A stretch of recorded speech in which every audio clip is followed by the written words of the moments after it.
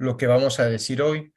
Ella hablaba entre líneas de la vocación a la comunión del ser humano.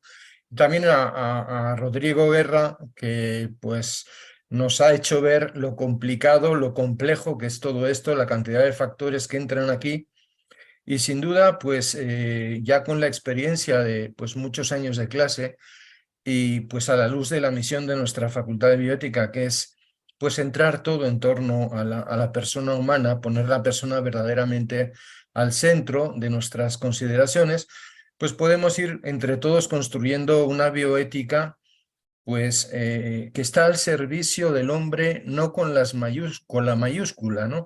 No al servicio de la especie humana, sino al servicio del hombre con minúsculas, de cada persona, porque todos tenemos pues un valor insustituible.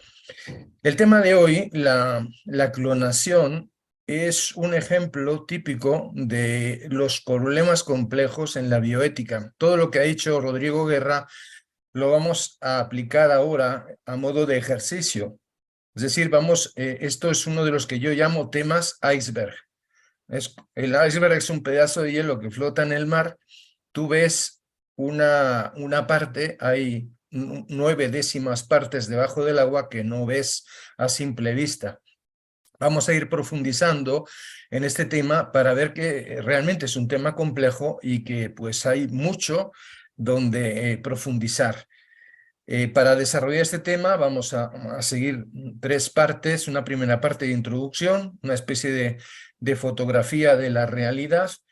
En un segundo momento vamos a explicar un poco, a conceptualizar lo que serían las nociones fundamentales que están implicadas en este tema para que todos, hablando de clonación o de clonación terapéutica o de clonación reproductiva, todos entendamos lo mismo. Y por último vamos a hacer el análisis bioético. La bioética es una ciencia práctica. Sí reflexiona, sí tiene en cuenta muchos factores, pero no es simplemente reflexionar. Nos tiene que ayudar, como decía el doctor Rodrigo Guerra, a orientar el actuar humano. Es decir, nos tiene que decir esto está bien, esto está mal. No podemos quedarnos en las nubes. En lo que se refiere a la introducción, voy a tocar 3 puntos como una especie de contexto para que poco a poco empecemos a introducirnos en este tema, que es un tema complejo que toca muchas dimensiones de la vida humana. Tiene que ver con la sexualidad, con la generación de la vida humana, tiene que ver con la relacionalidad del ser humano, con nuestra vocación a la comunión, decíamos antes, y tiene que ver con nociones muy importantes, con la reproducción con la selección de vidas humanas. Y vamos a ir profundizando poco a poco en esto.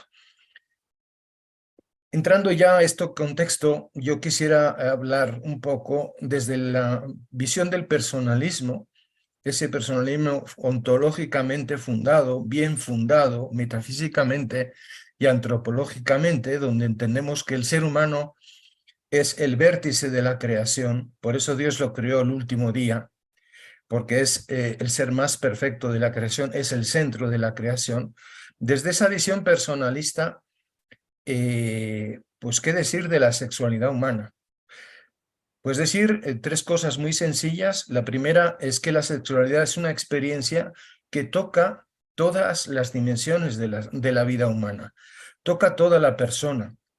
Tiene que ver con lo físico, tiene que ver con lo psíquico y tiene que ver con lo espiritual. Es una experiencia, dicen los expertos, los filósofos, que es totalizante porque agarra a toda la persona en todas sus dimensiones. Y es también una experiencia personalizante, es decir, que la sexualidad bien vivida, cada uno en su vocación, como célibe, como consagrado, como esposo, como esposa, una sexualidad vivida te hace mejor persona, mejor hombre, mejor mujer. Cuando vives mal la sexualidad se convierte en una experiencia que despersonaliza. Como decía una de las preguntas anteriores, es una experiencia que animaliza, que nos hace peores personas, que nos destruye a nosotros y a los que tienen que ver con nosotros en ese ámbito de la sexualidad.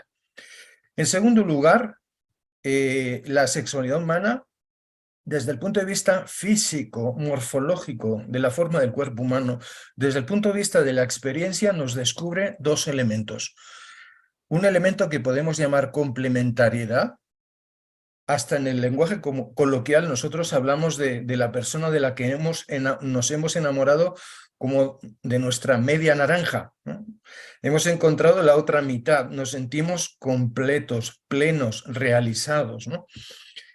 Bueno, pues esa experiencia de complementariedad la leemos, la vemos, la experimentamos en el ámbito de los sentimientos, de las emociones, en el ámbito físico, decíamos, y también en la vida de cada día, en la experiencia de cada día. Pero hay un paso más, que es la experiencia de la comunión. La complementariedad está centrada en nosotros mismos. Me siento bien. La comunión es un paso más. La comunión es decir, yo soy feliz cuando el otro es feliz. Mi realización plena es que el otro sea feliz. Cuando en un matrimonio, por ejemplo, se da la comunión desde los dos lados, mi felicidad es que tú seas feliz y tu felicidad es que yo sea feliz, cuando eso se da en un matrimonio, el matrimonio es el cielo en la tierra, ¿no? Cuando no se da esa experiencia de comunión, cuando nos quedamos en la complementariedad, pues el matrimonio se convierte en lo que yo llamo el martirimonio, ¿sí? Es un sufrimiento total, porque no vas a ser plenamente feliz, no te vas a realizar plenamente si no amas de verdad. Y el amor cuesta, el amor duele. Tercera dimensión de la sexualidad desde el personalismo. Descubrir que hay una intrínseca relación entre el amor y la procreación. El amor es único, es indivisible, es total, es comunión, pero también es fecundidad. Un amor que no se realiza, que no crece, que no es fecundo, pues termina siendo desamor, ¿no? Esa es la experiencia humana iluminada pues a la luz de una filosofía, de una visión del hombre en la que el hombre es el centro de todo, ¿no? Bien, este es el primer presupuesto que tiene que ver con la sexualidad. La otra área implicada aquí, de la que hablaba pues, digamos, al inicio la doctora Sonia Gómez, es la relacionalidad del ser humano. Estamos en toda nuestra vida constantemente haciendo relaciones, ¿no? Aristóteles, cuando explica las relaciones, habla de un punto de partida, de un punto de llegada, de una formalidad, ¿no? Y de lo que él llama una fundamentación en la realidad, ¿no? Pongo un ejemplo para que esto se entienda, ¿no? Un señor, un varón que tiene un hijo, ¿no? Pues tiene una relación con ese hijo. El punto de partida es el padre, el punto de llegada es el hijo. La formalidad, ese aspecto, ese tipo de relación, lo llamamos paternidad. Y el fundamento en la realidad es la generación humana. Hay un fundamento real para esa relación que llamamos paternidad. Si invertimos la relación, si el punto de partida es el hijo, pues a esa relación la vamos a llamar filiación. Nuestra vida está hecha de relaciones. Lo mismo sucede con la madre. Hay una relación que llamamos maternidad. Lo mismo sucede con nuestros hermanos. Hay una relación que llamamos fraternidad. Nos relacionamos también con conocidos, con compañeros de clase, de la universidad, de mi congregación, ¿no? Pueden llegar a ser hermanos en Cristo. Hay relaciones de parentesco con mis tíos, con mis sobrinos, ¿sí? Con primos lejanos, con la familia política de mi esposo. Hay muchas relaciones en nuestra vida y nos tenemos que dar cuenta que nuestra vida se realiza precisamente a través de esas relaciones. Y aún más, los psicólogos dicen que hay tres relaciones que son fundamentales: la paternidad, la maternidad y la filiación, ¿no? Ese triángulo fundamental es lo que constituye, lo que da nuestra identidad humana, ese ámbito educativo de los valores, de la virtud de la que hablábamos antes, se realiza en primer lugar en la familia. El primer agente de educación, el primer agente de aprendizaje en el amor es la familia. Por eso, cuando destruimos estas relaciones fundamentales, cuando la familia no se estructura bien, el pleno desarrollo de las personas, de nuestros hijos, se ve fuertemente afectado, fuertemente condicionado, ¿no? Bien, esta es otra dimensión, la relacionalidad, que va más allá de la sexualidad, que tiene que ver con el tema de hoy. Para que vean que hay gente mucho más inteligente que yo que habla de esto, quisiera citar Caritas in Veritate del Papa Benedicto, que en paz descanse, cuando él explica que la criatura humana en cuanto a naturaleza espiritual se realiza, fíjense, en las relaciones interpersonales. Cuanto más las vive de manera auténtica, tanto más madura también en la propia identidad personal. Vivir las relaciones en modo auténtico quiere decir que están fundamentadas, como decíamos antes, en la realidad. No es lo mismo ser padre, de verdad, que ser solo padre biológico o ser solo padre legal. Bien, lo dejo aquí porque no tenemos mucho tiempo. Otra profundización que tiene que ver con lo que vamos a ver hoy es el tema de la paternidad y la maternidad responsable. Significa que en este tipo de relación el punto de partida es bueno, que hay una pareja estable, el matrimonio, que es lo que garantiza no solamente la generación de la vida humana, sino llevar a esta vida nueva, sea un niño, sea una niña, a su plenitud vocacional, es decir, a su máximo desarrollo humano y espiritual, a un crecimiento integral e integrador de esta persona. Necesitamos los papás no solamente para que nazca el niño, sino para que sobreviva, se alimente, se eduque, crezca y llegue a su plenitud. Significa que el modo de relación en esta pareja es bueno, que hay una relación de donación total entre los esposos, una relación que quiere llegar también a la fecundidad, a la plenitud, que está abierta a la vida. Y significa también paternidad y maternidad responsable, que aceptamos las consecuencias de esta mutua donación, con alegría, con amor, con confianza en la providencia. Estamos abiertos a tener hijos, a dar la vida y a educar para la vida. Bien, hay muchísimo que hablar sobre esto, no tenemos tiempo, pero les recomiendo muchísimo las catequesis de la teología del cuerpo de San Juan Pablo II, que sobre esto pues, nos ayudan a profundizar muchísimos conceptos. Otro elemento que vamos a manejar, hablando de la cronoción humana, es el tema de la generación humana, ¿no? Cómo en modo natural pues acontece este fenómeno de la generación de una nueva vida. Y aquí tenemos que ser muy claros. El hijo no se produce o se fabrica, el hijo se recibe, se acoge, como venga, como sea. ¿Por qué? Porque hay amor. La generación de la vida humana es distinto de la reproducción de la vida humana. Se reproducen los objetos, las cosas. Hacemos fotocopias, ¿no? Pero el ser humano no se reproduce. La vida humana se genera. Cuando hablamos de paternidad, maternidad, filiación, decíamos antes, estamos hablando de unos tipos de relaciones interpersonales donde la clave de lectura es el amor. La sexualidad humana tiene sentido al interno de una relación interpersonal. La sexualidad humana vivida a solas, lo que llamamos autoerotismo, ni es una experiencia total, ni es una experiencia humanizadora, es algo que te destruye. La sexualidad humana se concibe en un contexto relacional y en un tipo de relación especial que se llama amor. Sexo sin amor no tiene sentido, tampoco te realiza, tampoco te humaniza. La fabricación, fíjense, la reproducción es una relación no entre personas, sino entre persona y cosa, entre sujeto y cosa. No es una relación interpersonal. La clave de lectura aquí no es el amor, es la utilidad. Cuando un carpintero hace una silla, el carpintero es sujeto, es persona, la silla es objeto.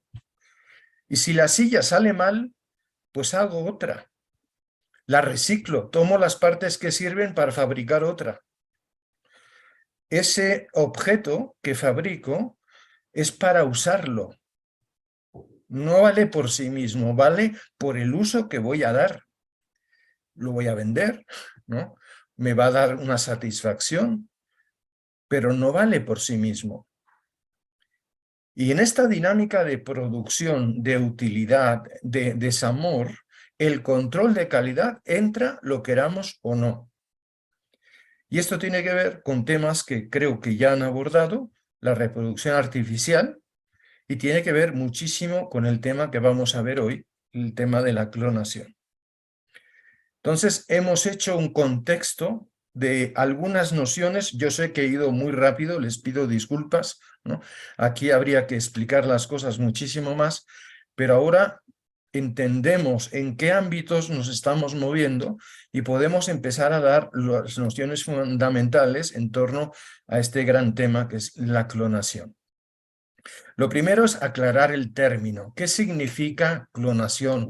¿O cómo entendemos hablar aquí hoy de clonación? Etimológicamente, el término clonación viene del griego, una palabra, un término clon, que significa brote, ramita, ¿no?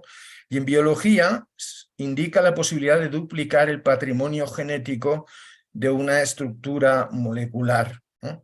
Es decir, poder tener dos individuos, ¿no?, biológicos que sean genéticamente idénticos, ¿no?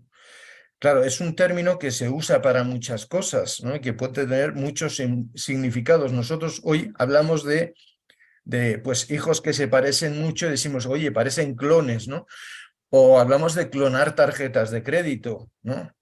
En fin, es un término que usamos en muchos contextos semánticos distintos, con muchos significados. Estamos hablando, nos vamos a ceñir al ámbito de la biología, ¿eh? Dos identidades genéticamente iguales, ¿eh? Bien, el contexto, digamos, biológico nos lleva, pues, a ampliar un poco el horizonte. La clonación se da en el ámbito vegetal, ¿no? La clonación también se da en el ámbito, pues, animal, ¿no? A veces en modo espontáneo. Todo esto lo vamos a explicar ahora.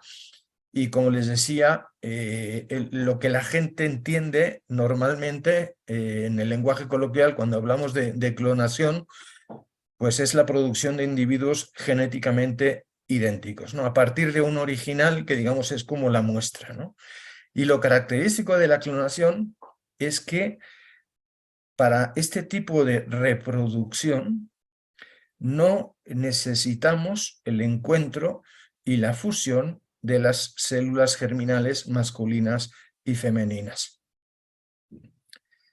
Es decir, aquí no hay sexo, no hay relación interpersonal, no hay amor, ¿sí? Estamos saliéndonos de todo lo que son las relaciones naturales. Ni siquiera hay dos gametos que se encuentran, que se fusionan, que uno fecunda al otro y empieza el ciclo de la vida. Con la píldora anticonceptiva, por primera vez en la historia, logramos separar la relación sexual de la fecundidad. Sexo sin hijos. Con la clonación pasamos al otro extremo. Hijos sin sexo. Eso que empieza en la fecundación artificial, separar la sexualidad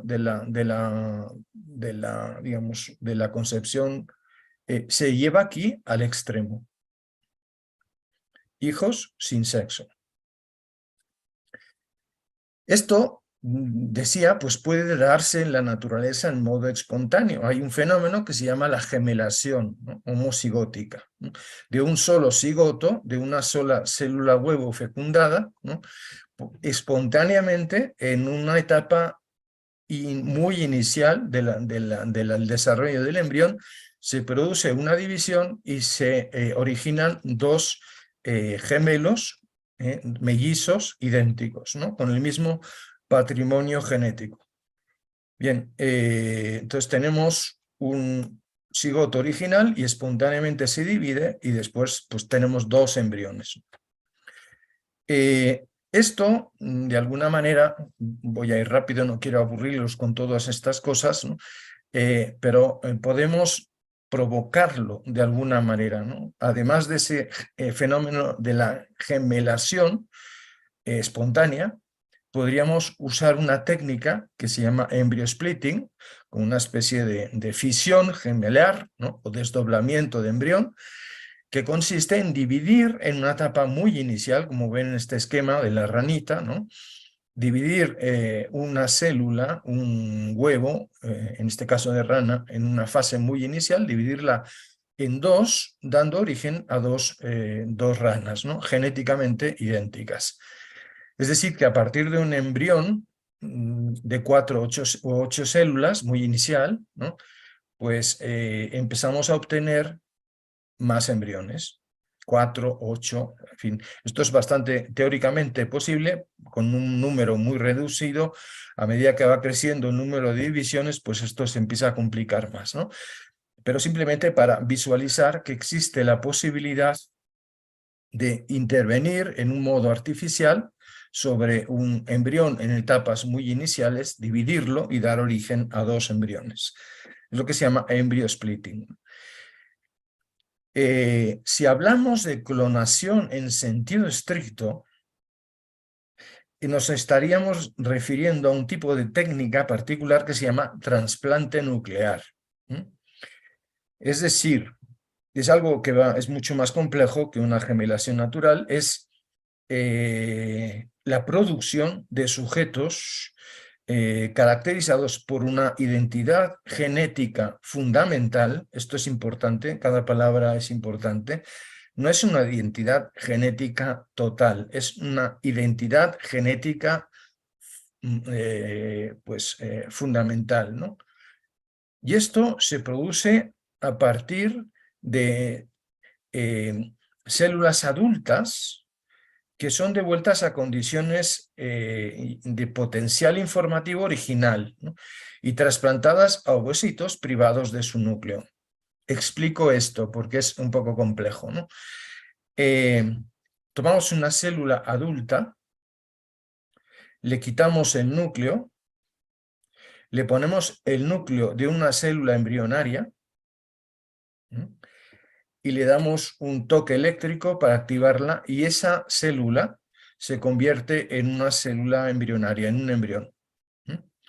Bien, esto se puede hacer con célula adulta, se puede hacer también con célula embrionaria. Y es de fijarme en esa expresión que se llama identidad genética fundamental, porque en esencia hay un movimiento dentro de cada célula entre lo que llamamos núcleo, donde está concentrada la mayor parte del material nuclear, del patrimonio genético de la célula, y el citoplasma, la parte, digamos, que rodea el núcleo, donde están todos los orgánulos de la célula. Hay un movimiento del material nuclear, de ese material genético, constante entre el núcleo y el citoplasma, ¿no? Están entrando y saliendo constantemente. Más o menos el 4%, unos 21 genes, ¿no?, de ese material genético que está en el núcleo, fundamentalmente, se encuentra en el citoplasma. Cuando tú quitas el núcleo de una célula para ponérselo a otra célula, te estás dejando 21 genes, más o menos el 4% del material genético, en el citoplasma. Entonces, la identidad entre el original y el nuevo embrión no es exacta, ¿no? Hay un margen de diferencia, ¿no?, que es real y que pues tampoco sabemos a ciencia cierta pues qué consecuencias va a tener esto, ¿no? Y aquí ya empezamos en valoraciones éticas. Es decir, hay un principio en la bioética que es el principio de prudencia, ¿no? Entonces, si tú no tienes claras que todas las consecuencias son buenas, pues deberías poner el freno, ¿no? Aquí hay algo que te invita a reflexionar un poco más. Entonces, esta técnica del trasplante nuclear de la que hablábamos, pues implica dos momentos. Un primero de enucleación del óvulo, del núcleo, ¿no? De este embrión unicelular, por ejemplo, ¿no? Se transfiere a esta célula embrionaria, en este caso, o el núcleo de una célula adulta, y se da pues una descarga eléctrica, una estimulación que hace que esta célula pues empiece a comportarse como célula embrionaria, ¿no? O en el caso del trasplante a una célula adulta, lo mismo, se le da una estimulación para que se empiece a comportar ya no como una célula adulta, sino como una célula embrionaria. Es decir, fabricamos un nuevo embrión. Poco resumiendo lo que hemos dicho, hay tres métodos de clonación. Uno, que es la partición, la gemelación espontánea en la naturaleza, pero en modo artificial sería el embryo splitting, la partición de un embrión, que no es propiamente clonación. Y en sentido estricto habría dos modalidades de clonación. Una en la que tú estás, digamos, tocando un núcleo de una célula embrionaria, otra en la que estás tocando el núcleo de una célula adulta, ¿no? Bien, quédense un poco con estas ideas esenciales, ¿no? Que tienen un ejemplo de un núcleo transfer embrionario, ¿sí? Tenemos un embrión en etapa inicial, 4 células, le sacamos una célula embrionaria, ¿no? Y aquí lo que hacemos es usar este núcleo para ponerlo en una célula adulta. Listo, padre, está compartiendo su pantalla. Ok, perfecto. Bueno, nos habíamos quedado en tres metódicas. Una propiamente no es clonación, es la división. Las otras dos corresponden a una clonación, digamos, que tiene como punto de partida el núcleo de un embrión. La otra es la clonación, que tiene como punto de partida el núcleo de una célula adulta. En ambos casos hay producción de una nueva célula embrionaria, de un nuevo embrión, ¿no? En fin, les ahorro la explicación de estas dos metódicas porque en esencia es lo que ya hemos dicho. Y sí, históricamente tenemos algún ejemplo ya bastante conocido de una nucleotransferencia a partir de núcleo de célula adulta, que es la famosa oveja Dolly, ¿no? Bien, en este caso estamos hablando de una metódica muy compleja, muy difícil, donde pues hubo un caso de éxito sobre 277 intentos fallidos. El porcentaje de éxito es bajísimo, es decir, hubo 277 vidas de oveja perdidas. Gracias a Dios esto se hizo sobre animal y no sobre seres humanos. La tasa, como ven, es enorme. Además, cabe decir que la oveja Dolly tuvo que ser sacrificada porque a los pocos años desarrolló una artrosis galopante en las extremidades posteriores y hubo que sacrificarla por el sufrimiento atroz que tuvo que padecer, ¿no?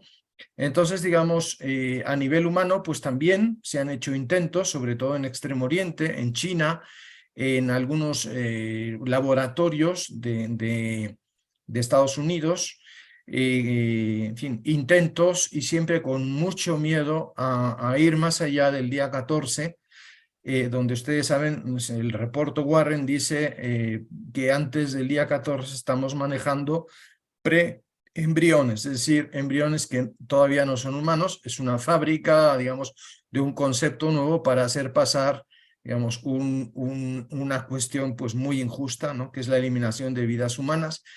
Por problemas legales y demás, pues en estos laboratorios se han hecho algunos intentos, pero siempre han parado la experimentación, han interrumpido en torno a los 6, 10, 12 días, ¿no? Para no entrar en riesgos legales.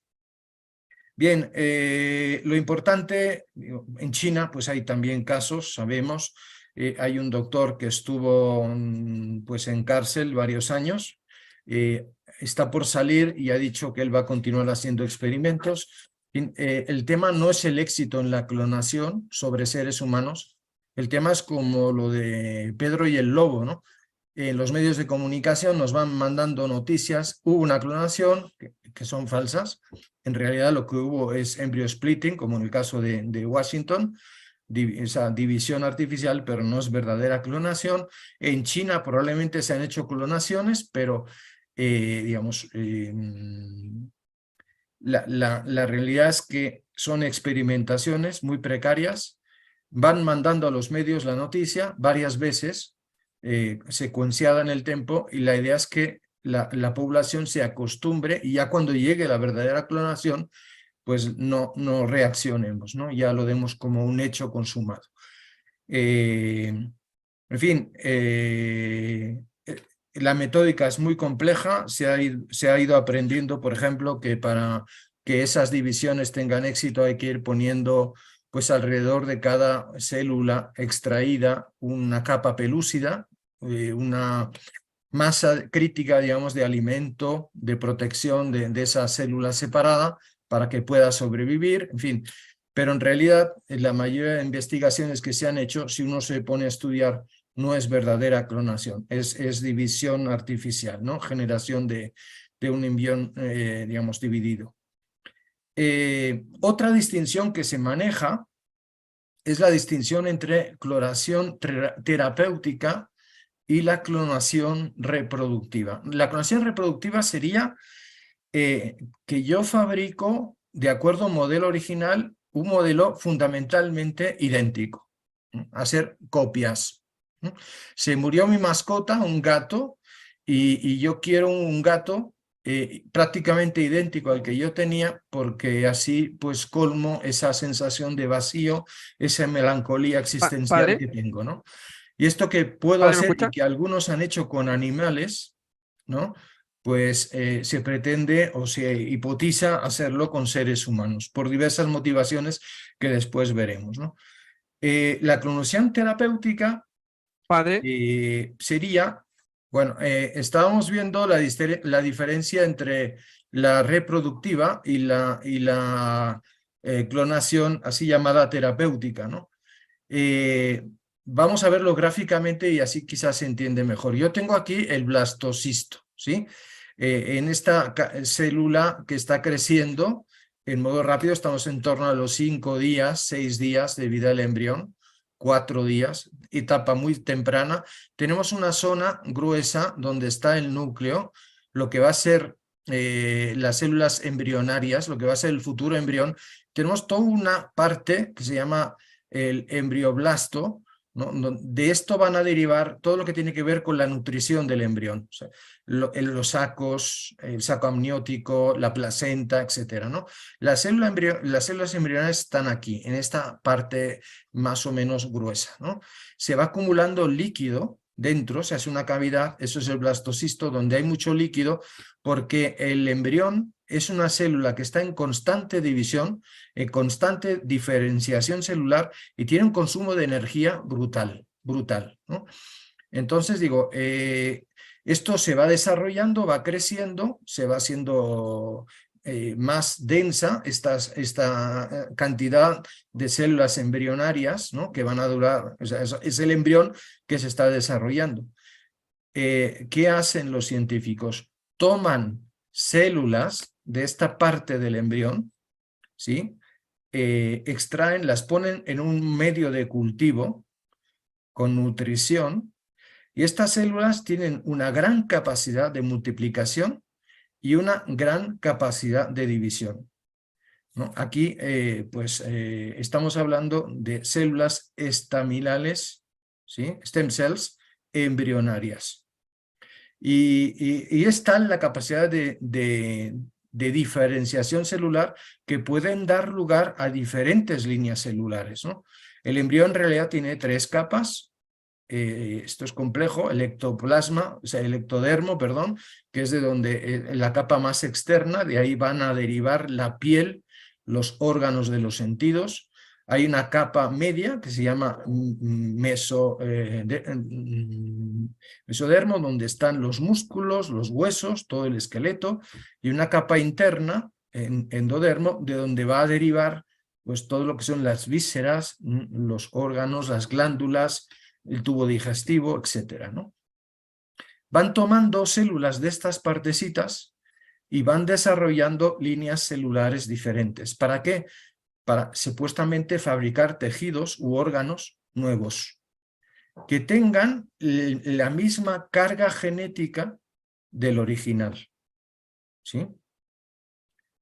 De manera que no haya rechazo. Entonces yo puedo fabricar hígados, te hago un trasplante de hígado y puedes seguir bebiendo y no te va a pasar nada, porque es como si te hubiera replicado tu hígado, ¿no? Es lo que se llama medicina regenerativa, que pues es una de las líneas del futuro de la medicina, ¿no? Mucho más eficaz que un trasplante, ¿no? Bien, entonces, dos grandes tipos de clonación: la reproductiva, hacer fotocopias de un individuo original; la terapéutica, que es sacrifico un embrión, pero la idea es usar partes de un embrión para curar a una persona. En ese sentido es terapéutica, ¿no? Yo no acepto el término clonación terapéutica, yo hablo de clonación destructiva. ¿Por qué? Porque estás destruyendo una vida humana, ¿no? Para reparar a un sujeto, a un tercero, ¿no? Y puede ser el mismo donador, ¿sí? Pero en el camino has eliminado una vida humana inocente. Bien, entonces, en esencia, en palabras pobres, para que me puedan entender, pues se trata de esto, ¿no? Aquí tienen un poco esquematizado lo mismo, quizá, pues, y ahí tienen pues referencias para encontrar un poco las fuentes. Bien, esto, hemos hecho el contexto, hemos visto el cómo se hace, y ahora vamos a decir si esto está bien o esto está mal y por qué. Lo que nos decía el profesor Rodrigo Guerra sobre las razones, ¿no? ¿Por qué decimos que esto está bien o por qué decimos que está mal? Bien, hay gente, aunque a ustedes les parezca esto extraño, que defiende la clonación, ¿no? Que argumenta, ¿no? por qué la clonación es algo bueno, ¿no? ¿Por qué dicen que está bien? Bueno, porque eso da esperanza de tener hijos a parejas que están incurablemente condenadas a no ser fértiles, ¿sí? Entonces, como es un mecanismo de reproducción asexual, que no tiene que ver con la sexualidad, pues digo, me salto todas las trancas de la naturaleza, todas las barreras de la naturaleza, y a una pareja que es infértil en sí misma, ¿no? Pues les doy un hijo a través de ese medio. Dar un hijo sano a parejas que tienen algún tipo de patología hereditaria. Es decir, entre líneas, aquí estamos hablando, lo mencionábamos antes, de bebés de diseño, ¿no? Yo tengo una enfermedad hereditaria en las mitocondrias, ¿no? Las mitocondrias se heredan en el citoplasma, ahí están, y hay una mutación ahí que es responsable de una enfermedad hereditaria. ¿Qué hago? Cambio el citoplasma. ¿Sí? Meto el núcleo del embrión, lo meto en una célula adulta de otra persona, cambio el citoplasma. Le doy el toque eléctrico y tengo un embrión nuevo donde las mitocondrias son de un donador, ¿sí? Y ya me quité la posibilidad de tener una enfermedad hereditaria, ¿sí? Esto es un bebé de diseño. O sea, he fabricado un hijo, ¿sí? En fin, ¿qué pasa? Que me cargo de un embrión en el camino, si se dan cuenta, ¿no? En fin, tercera razón que se hipotiza, bueno, es que la fecundación artificial in vitro tiene una tasa de éxito muy baja. Y ya llevamos 3 ciclos, nos ha costado muchísimo dinero y no hay manera de tener un hijo. Bueno, pues vamos a la clonación, ¿no? Contar, cuarta razón, con un diagnóstico preimplantatorio, ¿no? Para garantizar exactamente, ¿no? que las cosas van a ir bien. Esto estamos volviendo otra vez a los bebés de diseño, ¿no? Quinto, reproducir individuos especialmente dotados en algún campo, ¿no? Que tenga valor. Por ejemplo, el deporte. que tengan un físico o que sean muy hermosos, ¿no? Entonces, digamos, a mí me gustan rubias y de ojos azules, todas mis hijas, bueno, pues las diseño de esa manera, ¿no? Para que tengan esos componentes genéticos. Asegurarse, sexta razón, con una copia congelada del embrión, la posibilidad en un futuro, lo que decimos de la clonación terapéutica, asegurarse en el futuro poder fabricar órganos o tejidos cuando los necesite. Séptimo, tener un número significativo de sujetos genéticamente idénticos, ¿no? Para hacer experimentación, por ejemplo, sobre cuestiones hereditarias, ¿no? Sobre pues, lo que llamamos hoy el epigenoma, cuestiones ambientales que actúan sobre los sujetos, bueno, tener muestras donde los componentes son iguales para poder comparar, porque si los objetos son distintos, pues ya no puedes comparar de la misma manera, ¿no? Para hacer experimentaciones, digamos, pues mucho más estrictas desde el punto de vista estadístico. Y octava y última razón, determinar con confianza y certeza el sexo del niño. Entonces, como ven, aquí estamos determinando, manipulando, produciendo cosas con un resultado, digamos, pues, ya planeado con anticipación. Estamos diseñando, estamos fabricando, estamos produciendo. ¿Por qué algunos dicen que no a la clonación? ¿No? Y aquí hay una serie de argumentos, vamos a decir que no son argumentos propios de la escuela personalista, son argumentos que la comunidad científica, que la sociedad hoy comparte en modo casi unánime, ¿no? El primero sería que la clonación supone un ataque a la integridad de la individualidad humana, ¿sí? A nivel público, a nivel de ética pública, a nivel social, la clonación es un peligro, ¿no? Solamente pensar en las consecuencias sociales que podría tener esto. Antes hablamos de relaciones que constituyen la identidad que explican nuestra vida, de paternidad, de maternidad, de filiación. O sea, la clonación destruye todo esto. Esa tríada fundamental que nosotros en nuestro lenguaje podríamos llamar familia, esa tríada de relaciones, ¿no? Bueno, es que la familia es la célula base de la sociedad. Si tú tocas eso, pues estás martillando, destruyendo lo que es la base de la sociedad. Esas relaciones no solamente dan la identidad, constituyen la identidad del individuo, son la base de la vida social. Pones en peligro lo que llamamos democracia. Es una ofensa gravísima a la dignidad humana, ¿no? Es algo ofensivo pensar que alguien pueda decidir sobre tu composición genética o la composición genética de los demás. Aquí, pues, además de lo que es el concepto dignidad, desde el punto de vista médico, ¿sí? La naturaleza, a través de la complementación de sexos, a través de la mezcla de material genético entre papá y mamá, establece una serie de mecanismos de control que reducen en un modo exponencial la posibilidad de mutaciones genéticas, la posibilidad de transmisión de enfermedades.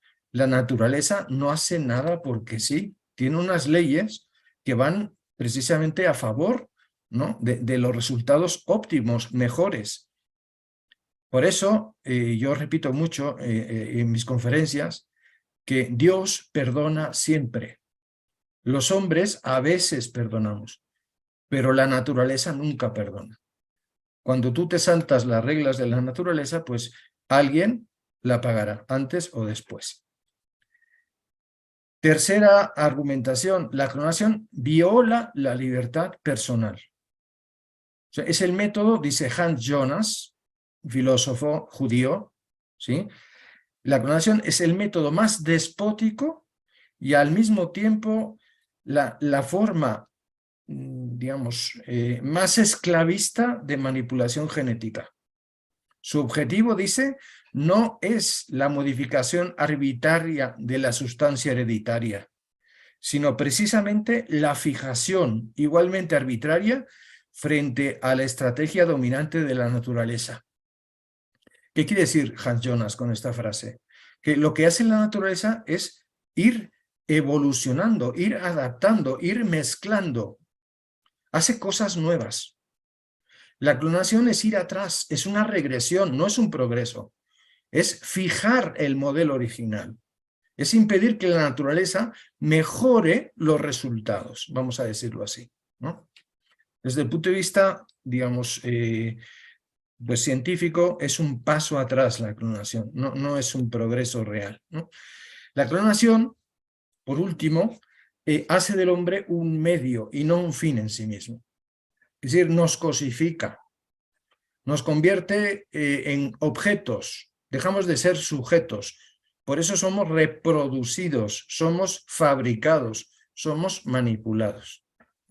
No valemos porque sí, valemos en función del valor que otro nos da.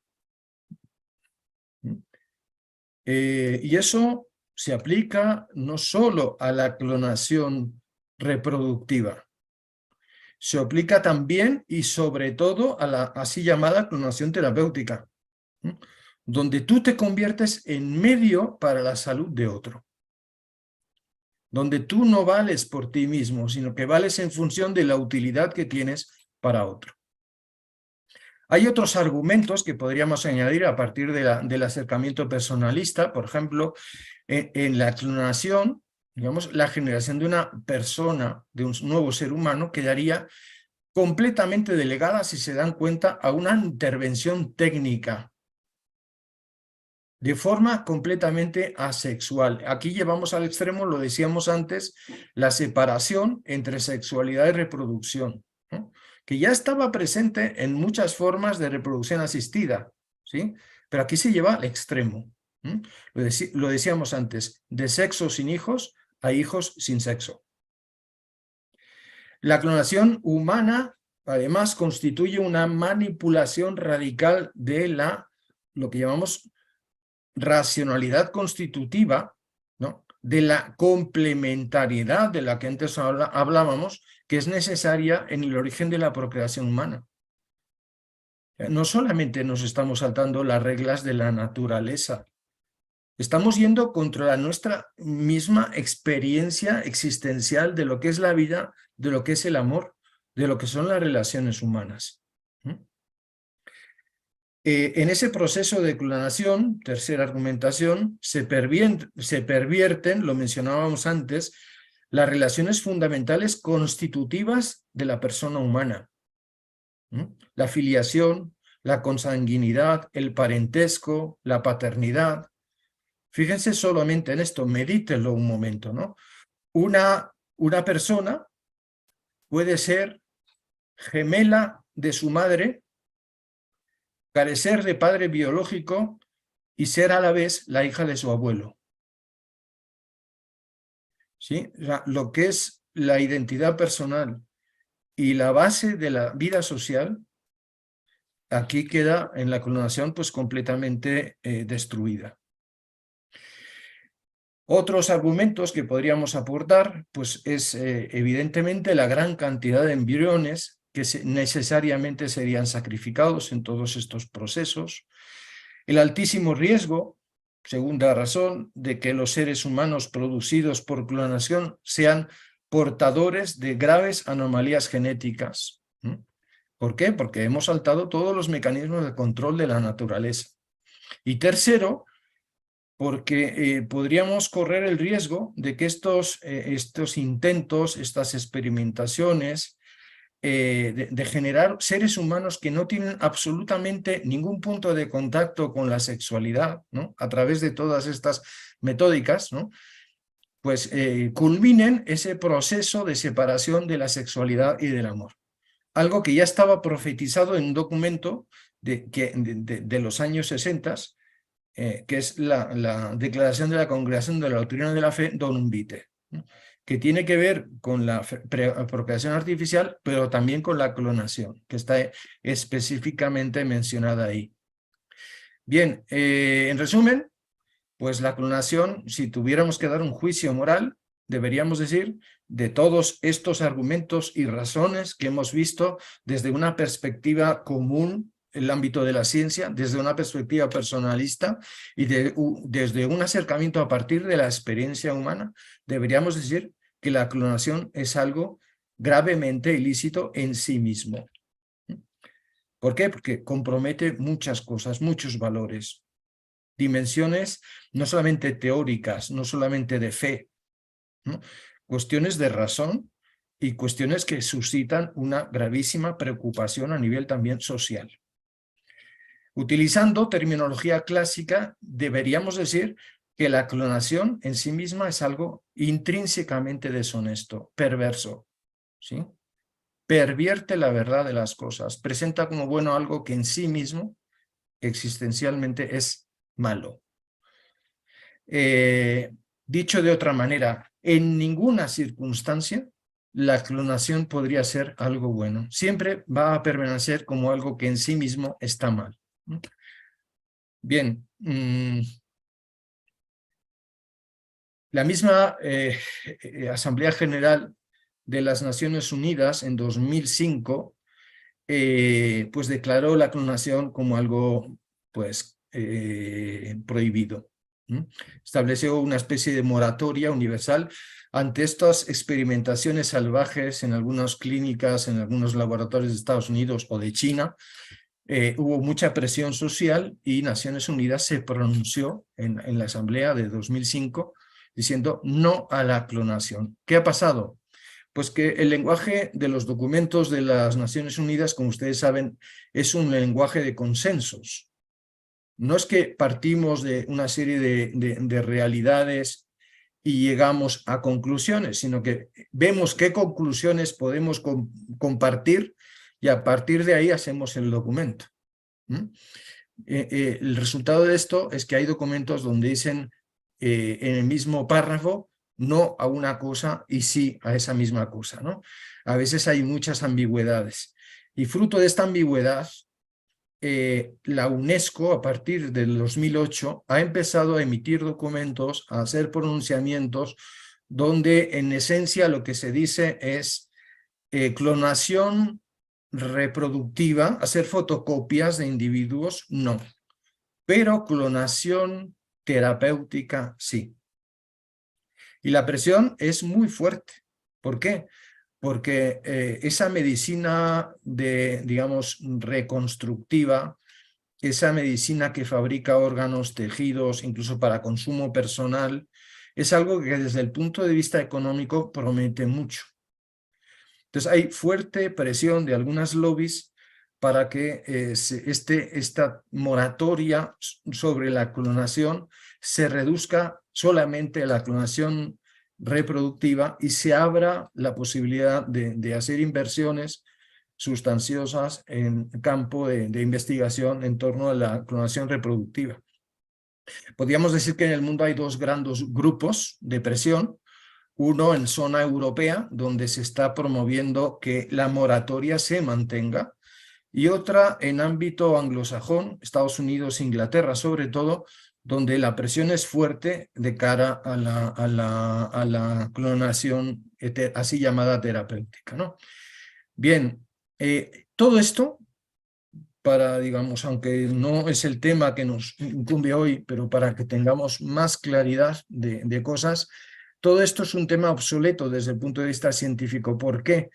Porque se descubrió una nueva técnica en 2007, más o menos.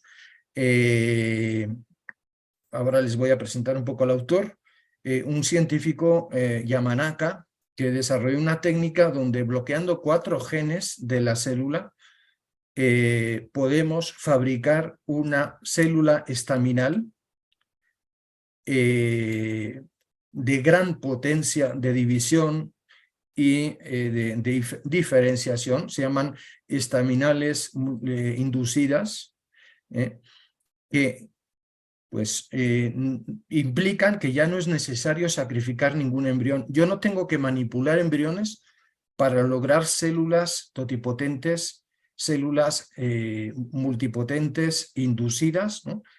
que tienen la misma capacidad de diferenciación y multiplicación. No tengo que destruir embriones. Por eso, digamos, toda esta temática, en realidad, desde el punto de vista científico, es obsoleta. Lo que quieren algunos es justificar a través de estas modalidades técnicas, de la clonación terapéutica o así llamada terapéutica, quieren justificar pues toda la experimentación y todas las cosas que están haciendo con embriones. ¿Por qué? Porque les interesa manipular embriones, probar fármacos en los embriones, acelerar las investigaciones sobre nuevos fármacos usando células humanas y saltándose las fases de experimentación con animales. Ese es el interés económico y punto. Entonces, desde el punto de vista científico, la clonación hoy por hoy no se mantiene. Aquí tienen a Yamanaka, ganador del Premio Nobel de Medicina por este descubrimiento de las telomeras inducidas, ¿no?